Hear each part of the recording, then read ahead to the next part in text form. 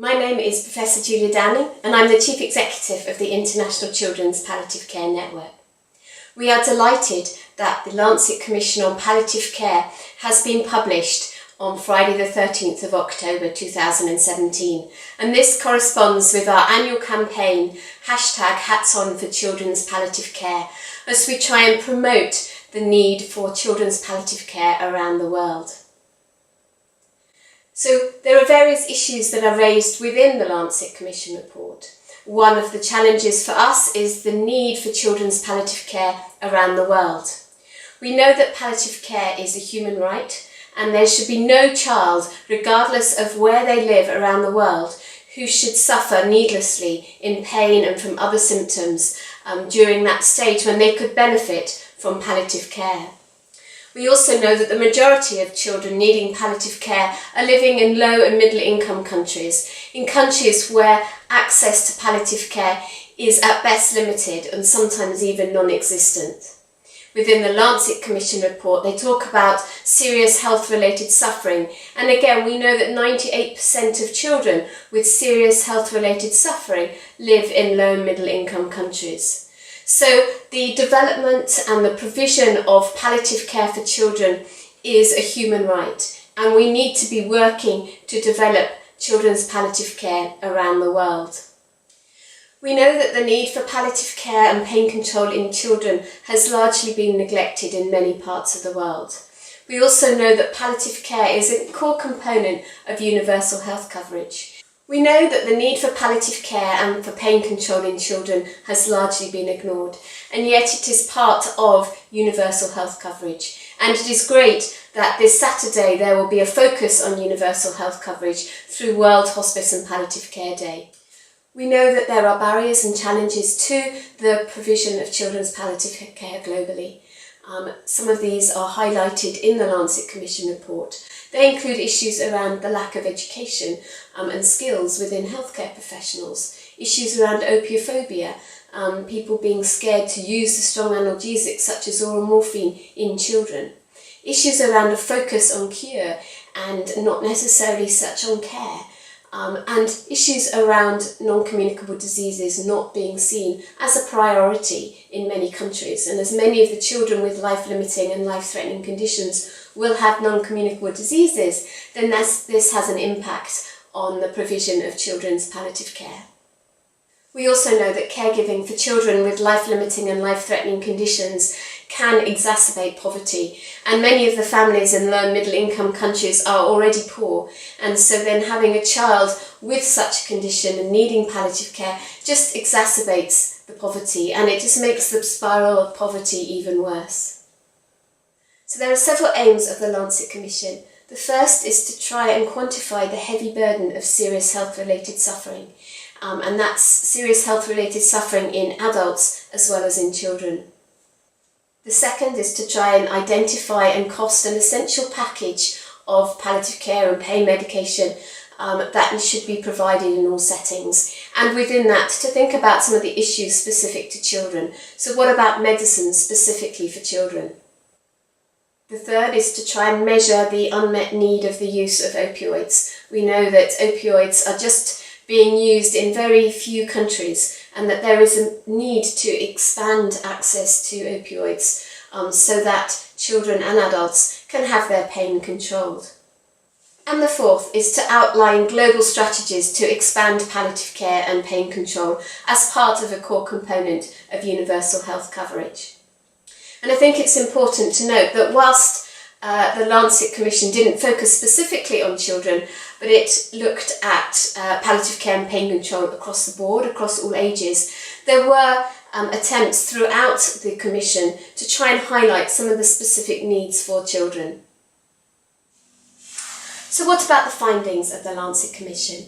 Well, there were 5 key findings, and we'll look at those individually. Firstly, it was about the alleviation of the burden of pain and suffering and severe distress in palliative care, and to look at that in terms of a global health and equity imperative. So what were the key issues for children?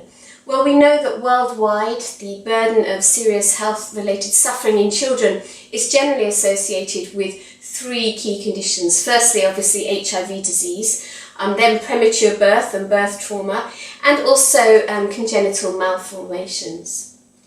In low-income countries, more than 50% of the burden of paediatric serious health-related suffering is associated with HIV. So HIV is a key one.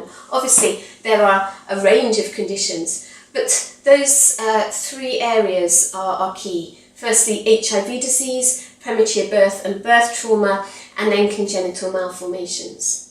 So there is a key issue there in terms of the burden of serious health-related suffering in children, particularly in low and middle-income countries. We know that children and their families have specific needs for palliative care, that they are different from the needs of adults. And so in looking at the provision of children's palliative care, we need to be aware of those differences and those distinctions. The Commission also stresses that access to children's palliative care should be available globally, especially in low and middle income countries because of the high rates of need there. And yet it is in these countries that the gap between provision and need is the greatest. Within the Commission, they talk about 10 key findings around the integration of palliative care and pain control. I think in terms of children's palliative care, there were three areas within those 10 points. The first being that the expansion of palliative care to children has been slow, and so we need to catch up on this. It has been lagging behind that for adults, and whilst there is still a long way to go in equal access of palliative care for adults, there is still further to go for children. We need more training and more capacity building in children's palliative care. There are many places where there is no access to education and training, and so how can we look at providing that education and training so that the nurses, the doctors, the social workers, the teachers, all those working with the children and their family are aware about palliative care, have an understanding of it and have skills in that area. Third area to highlight is that we need more health systems related research on children's palliative care. If we look at research globally on children's palliative care, it comes from a few countries, mainly high-income countries, and yet we have a wealth of experience and evidence from other countries. And so we do need to put an effort into more health-related research into children's palliative care so that we can increase the evidence base, but importantly that we can learn from each other and share from each other. The second key finding is that there needs to be an affordable essential package of palliative care and pain control, and that needs to be available for everyone. And if we're talking about children, we need to make sure that we have access to the right medicines in the right formulations, at the right places, at the right time, so that children can access those. So as part of this, we need to cover the cost of morphine. We know that of morphine equivalent to cover the cost of serious health-related suffering in low-income countries, it's around $1 million. And that is nothing compared to the hundreds of billions of dollars that is put in to preventing drug misuse. And so the actual amount needed to provide access to morphine and other medications, equivalent opioid medications, is manageable. So we need to be looking at how that can be provided for low and middle income countries. The third finding is that low and middle income countries can improve the quality of life of those in their countries who are the most poorest by bringing in this essential package of palliative care and pain control. And it can make such a difference to the lives of children and their families needing access to palliative care. Fourth, we need international evidence and international collaboration to expand palliative care, and that's particularly true in children's palliative care, and hopefully through the International Children's Palliative Care Network we can help to support and develop that collaboration.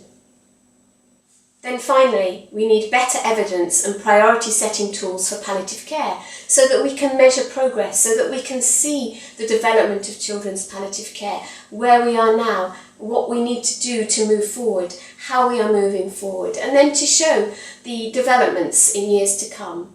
So we need these tools to enable us to do that. So what about the recommendations from the Lancet Commission, and what do they mean for us in children's palliative care? So one of the recommendations is that the future global efforts to develop a metric of serious health-related suffering has a focus on children, and we really look at children's palliative care and pain and how we can improve access to palliative care and pain control for these children. Another recommendation is that the World Bank, the Global Fund, the World Health Organization and UNICEF take a lead to develop a fund to help us to develop access to palliative care and pain control, particularly for medicines around the world for children. Another recommendation is that countries should build on and expand access to the essential package for palliative care and pain control, and that they should pay a specific notice to looking at the needs of children and what is the essential package for children and other vulnerable communities. And then in terms of what happens next, the recommendation is that there is an afterlife group that is being developed of key global advocates, including the International Association of Hospice and Palliative Care, the Worldwide Hospice and Palliative Care Alliance, the International Children's Palliative Care Network, working with regional bodies, working with other key stakeholders to try and look at the implementation of the recommendations from the Commission, and to make sure that the Commission is not just a paper exercise, but that we really see movement and see development in children's palliative care after the Commission itself. And so, as part of that afterlife group, we will be working hard to make sure that this recommendations from this Commission really do make a difference to the provision of children's palliative care globally. And then finally, there is a call for future Lancet commissions to be undertaken and to have a focus specifically initially on children and also on palliative care in humanitarian situations. So there really is a key focus on what is needed to take children's palliative care to the next step, to the next level in countries all around the world, and especially in low and middle income countries.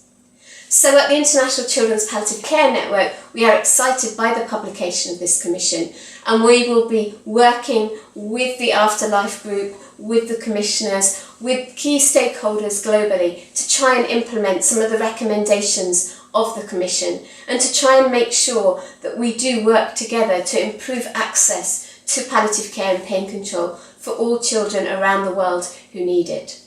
Thank you.